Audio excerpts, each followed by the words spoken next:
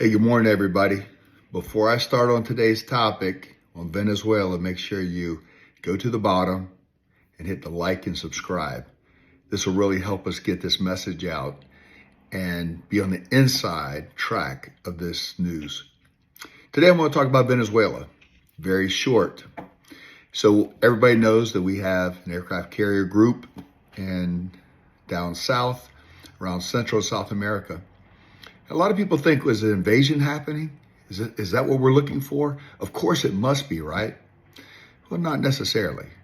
You definitely want to have a force down there. But there's more that goes on.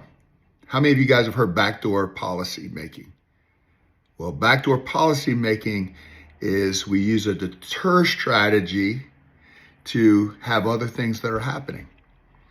So if you wanted Maduro to leave, if you just didn't have anything in there and just say, Maduro, we think that you should step down for the good of your people, he would say no.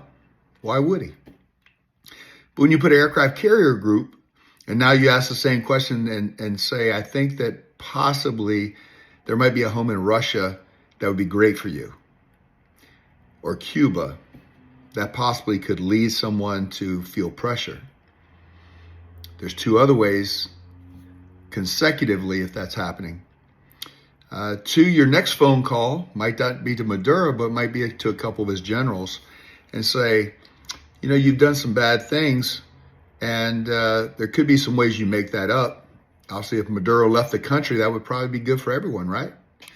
You'd probably look good in the people's eyes that you serve. And of course, there'll be another government and you want to make sure you're good in those eyes, right? So they could possibly help along the process. And finally, if the president did a presidential directive, which I'm not saying he has, where it authorizes UW, unconventional warfare techniques, to possibly aid and help and some of the other forces that are there to gather together to possibly go against the government and help to free the people there. But when you look at all of it combined, it gets in the OODA loop, in the thinking process of Maduro.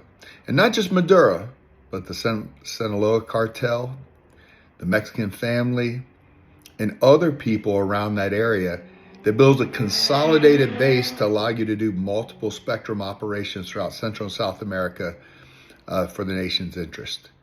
So whether it's right or not right is not the question here. The question is just informing you that when everyone thinks something